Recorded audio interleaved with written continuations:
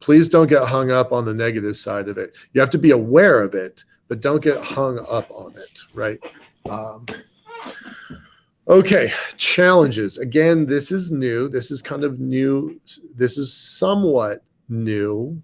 No part of this is actually new. How I have structured it and how I have applied it, I think that is original. I've been referring, when we work on the elevator, and this goes all the way back to the original NIAC report, it wasn't included in that report. I was angry that it should have been. But how I wound up working with Edwards in the first place, and full disclosure, he doesn't like me very much, and I don't like him very much. But I have a lot of respect for the work that he did.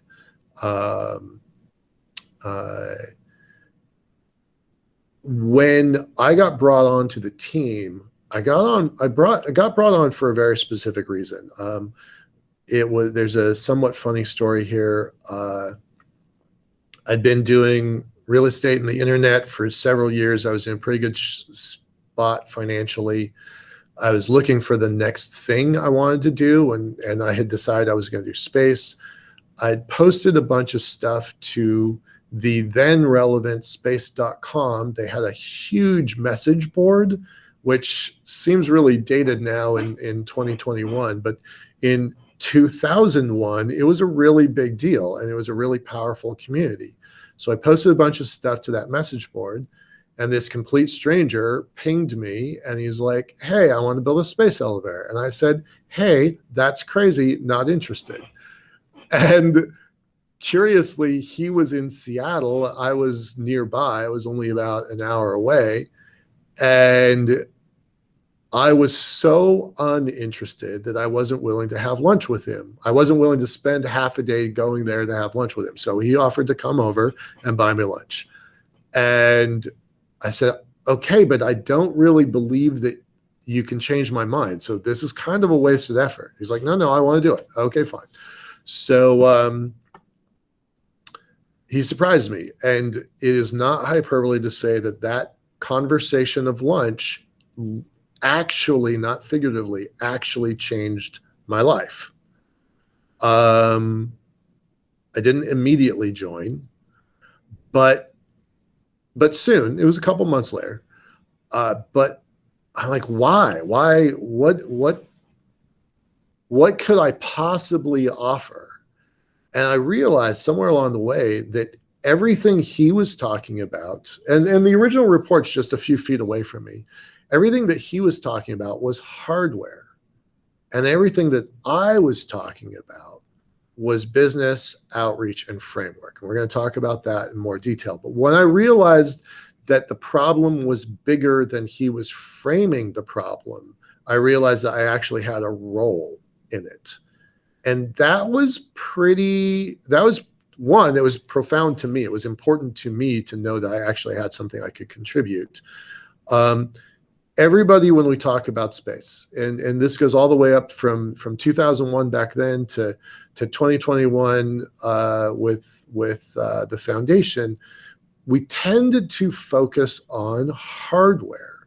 And that was one of my conversations with Tim early on in the idea stage, the brainstorming stage, was I wasn't going to host a conference that was just hardware. I have attended hundreds, if not thousands, of events where hardware was the focus and all the other stuff was ignored. And I wasn't going to host an event series, a conference series like Blue Marble Week, if we were just going to talk about rockets all the time, because there's lots of places that do that, and that's an incomplete story. So that is my foundation in working in the, I don't want to use a foundation. That was my beginning point, my starting point for when I started working with Edwards on the Earth elevator, and I've maintained that this whole time. So hardware, business, outreach, and framework. If you've seen any of our prior BMW events, Blue Marble Week events, not to be confused with a car.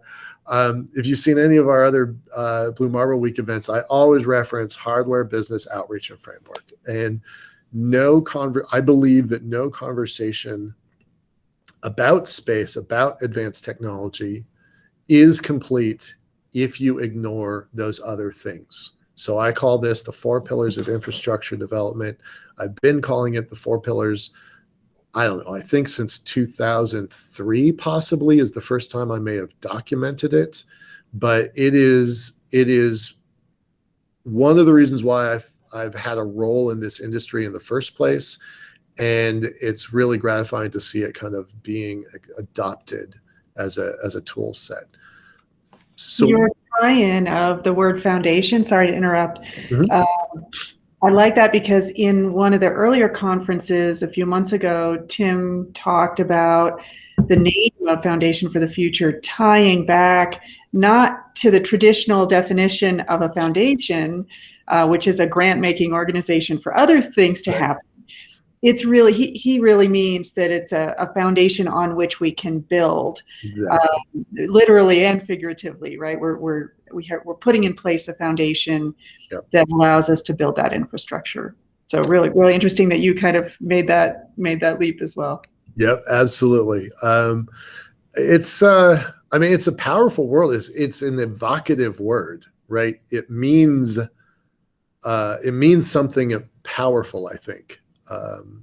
Yeah, I love that. So we're going to dive into challenges. Remember, we talked about this from the context of the action matrix. The stakeholders were across the top of the spreadsheet, and the challenges are down the side of the spreadsheet. And again, these are all the pieces. We're going to dig into them a little bit more here. Only some of this is new. Like the concept of the 4 pillars is new, but only some of this is new. I'm going to skip past hardware and come back to it. So just bear with me. I'm doing it for a reason. We spend a lot of time talking about business. We heard Michael Mealing earlier this morning. You know, his market readiness level tool, that's a framework. That's not any different than the Noumenia process is a framework. I hope that his is adopted and used because it's super important. It allows people to understand where things are. It puts things into context. The business challenge thing, right? We have to do all the same things building an elevator as I had to do with my brother on a lemonade stand. And Lila and Tim have to do the same thing with their foundation in the legal business sense. And this, you know, this mythical yoga studio that I mentioned earlier, there's a yoga studio in my building at the bottom here. I pass it every day, so I use that as an example a lot, even though I'm not a yoga person at all. They all have the same challenges in business. How do you pay for it? How do you, in the case of a for-profit company, how do you make a profit or at least cover your costs? What mechanisms do you use for accounting? And how does the organization evolve, right? So this time last year, LiftPort was me and 2 full-time interns. In the last year, it's evolved to me, 1 full-time staff, 1 very, very committed, I would say almost 30, maybe more hours a week of volunteer time. And then 4 others that are about 10 to 20 hours a week. So, you know, that's just our company. That's our project. So how you manage through the business challenges, they determine success or failure ultimately, because again, we talked about jurisdictions getting this stuff wrong, stakeholders getting this stuff wrong has consequences. Okay. Outreach. The Blue Marble Week event series is an outreach tool. If you don't understand that, then you're probably in the wrong room. Sorry to be so blunt about that, but I think they're doing some interesting things in that they are using this outreach tool to crowdsource knowledge, both from the community and from the community of experts that are speakers. They're taking all of this content. This is now our fourth event worth of content.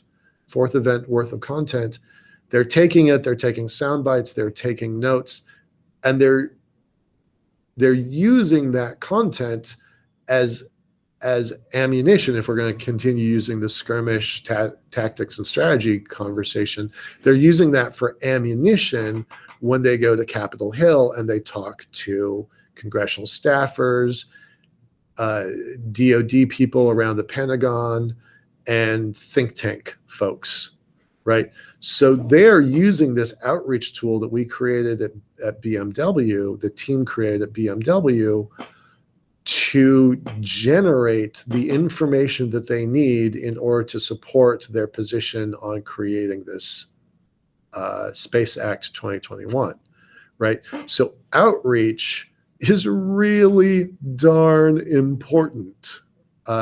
This isn't their only event. They host an entirely different series that I'm only a spectator on, not a participant and not a host, certainly not a curator. They have another outreach event that's completely different from this, right? So they get this piece. It's actually really refreshing. And it was, I don't think I've ever told Tim this, but it was one of the litmus tests that I used to find out whether or not his project had, was possible. Hold on, somebody's at my door here. Hang on a second.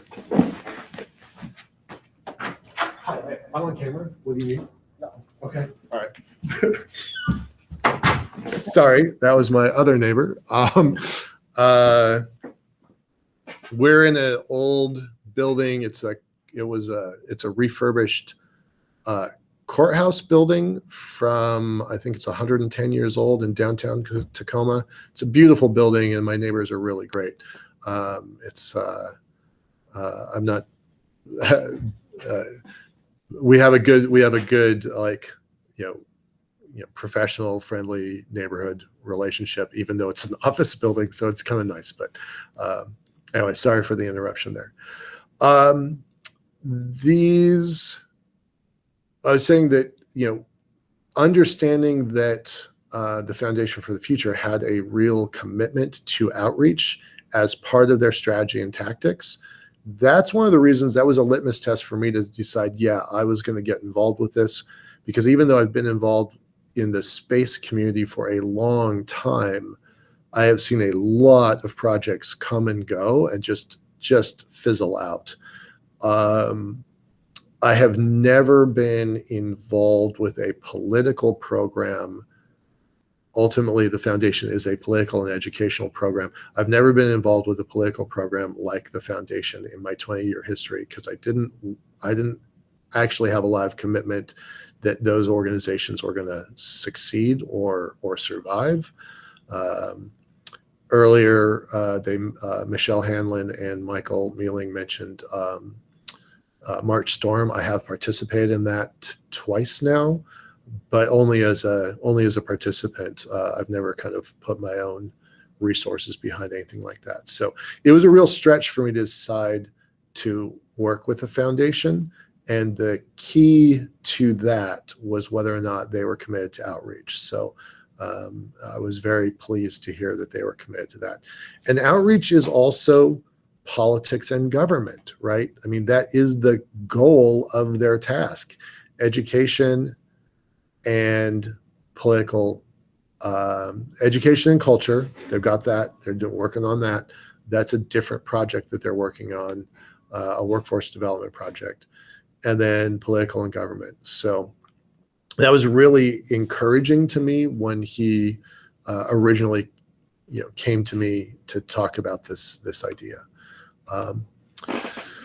Framework, we've talked about policy in several different ways already today, but this is just one more context for it because it's everywhere. It's all the time. We just heard that Michelle is training an entirely new generation of space lawyers, and that's not a bad thing. That's a good thing.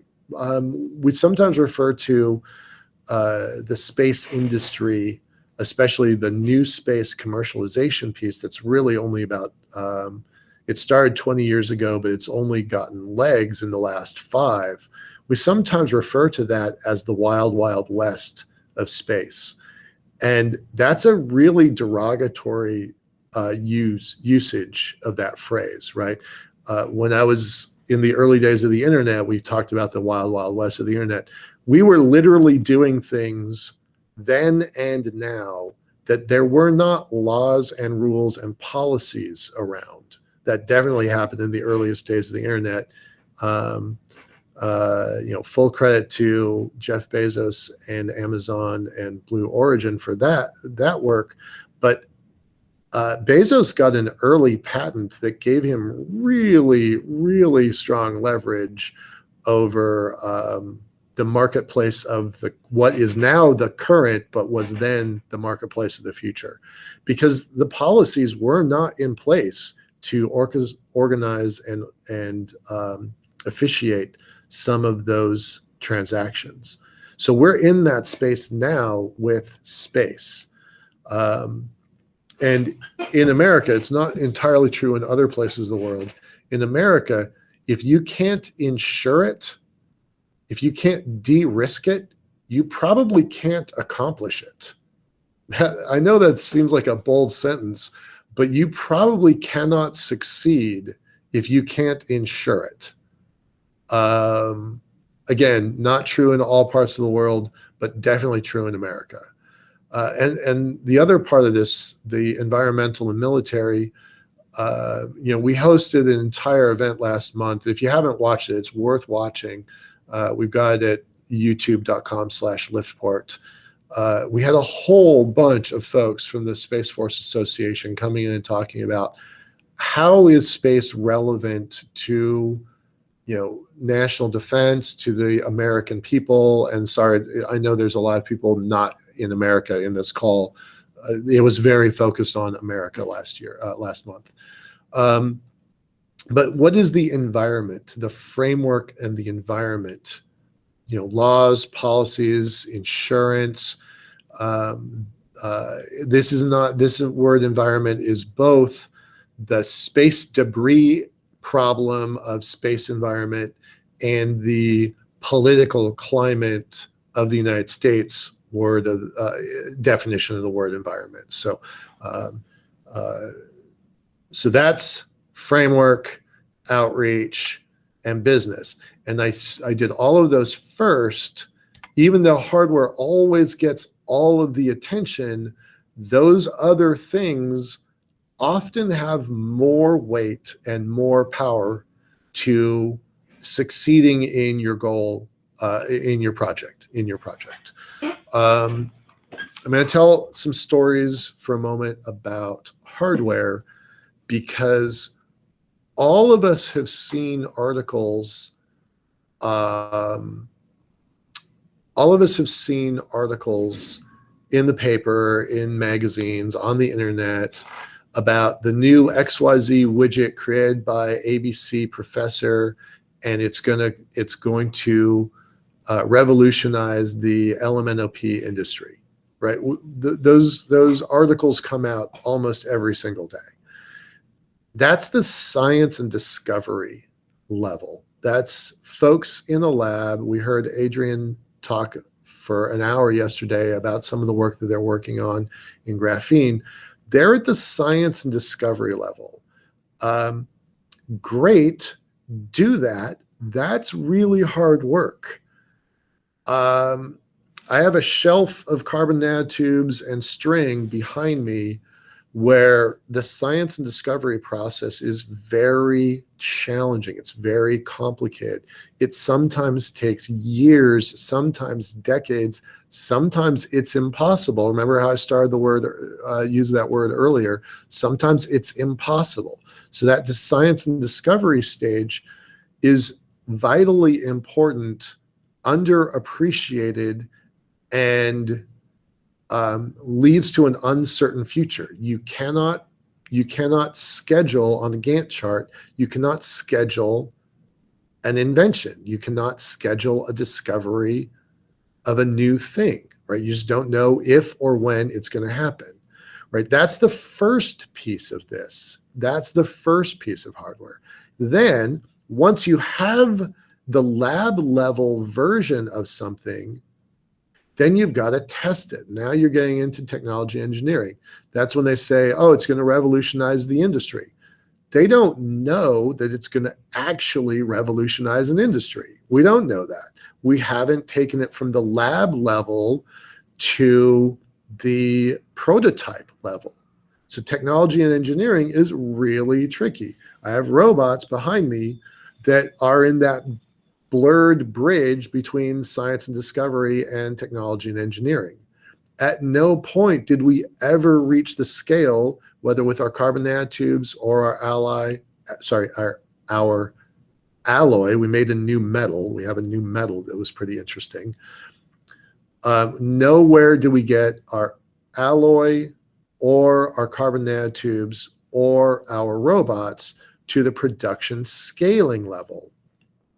I was on a space-based solar power project about 10 years ago, 11 years ago. They read an article about a company creating a super powerful solar panel technology, and they immediately incorporated that into their plan, and they built beautiful spreadsheets around this super efficient solar panel technology. So I called the lab, and they literally started laughing at me. And they said, we can produce enough for, a few watts of power, watts, not kilowatts, not megawatts, not gigawatts. They could make a few watts of power, and it was going to take 6 months to do it. So this company I worked for, terrible company. I'm not going to name them or throw them under a bus, but terrible company. They were taking this announcement they read in the paper, in the magazine, and they were applying it into their spreadsheet, and they were using that as a show and tell piece to justify their crazy, crazy, crazy bad plan. And when I presented them with the reality that they were going to have to jump from the science and discovery level to production and scaling, they were going to have to create entirely new factories to produce the material if they got through the technology and engineering stage. Me and that company and I split ways very quickly after that little fact. So it is very hard. And even though we spend a lot of time in space talking about hardware, because it's really cool to see this stuff, it's very hard to move from science discovery through engineering and into production and scaling. All right. So that is challenges. All right. Any comments, questions, anything to say about that? We've got some discussion in the chat. Cool. Janet is aptly noting the common problem of making widgets that don't have a market, and spending a lot of money on research for widgets that are in search of a use. Michael Mealing would say that our lunar elevator is currently a science project in search of a market. So totally right. Which also, by the way, why he is not funded, any project ours or any other kind of project. Yeah, absolutely. I think that you're putting that framework in place helps demonstrate the value of Foundation for the Future, because you're showing here's an entity that doesn't have a hardware, right? A specific hardware. And so it can't really fall into that trap. And it's there to help all kinds of companies and organizations build that market as we put infrastructure in place that'll allow them to do business in space. So I think it's a neat balance to have this workshop going on to outline how Foundation for the Future's place in that whole spectrum. If you zoom out and don't think about this workshop as being about a single company, and you think about it instead being the full industry, then you've got a very special place for Foundation for the Future in that framework. Yeah, absolutely. It's been, I see Janet's writing some interesting comments here. Post-it notes, absolutely right. That was a lab error that they turned into a market. So good for them. Nice job on that. And, everybody always wants to talk about the widget. I have a whole shelf of failed widgets, right? Like, we learned a lot. Like, it was really fun, and we learned an awful lot. I've been in, you introduced me, and it was really, I'm very grateful to a very friendly introduction. I once went on stage with the introduction of, it was kind of copying Edison, where he talked about 999 ways not to make a light bulb. I said, they introduced me as, he's learned 16 years about how not to build a space elevator. So, right, like I've got that going for me. We spent so much time thinking about the widget of the hardware and so little time about all the other components that go into this, law, policy, how do you pay for it? How do you do the paperwork to maintain jurisdictional, compliance, right? All of those things are part of this. And the only thing that ever gets, the magazine covers, like they only talk about the widget.